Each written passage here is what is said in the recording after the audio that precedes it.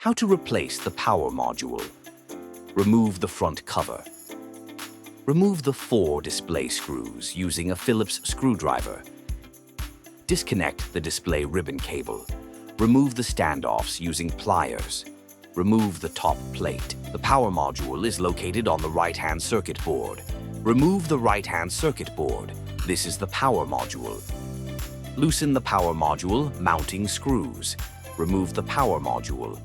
Prepare the new power module. Align with the pins and install the power module. Secure the power module with screws.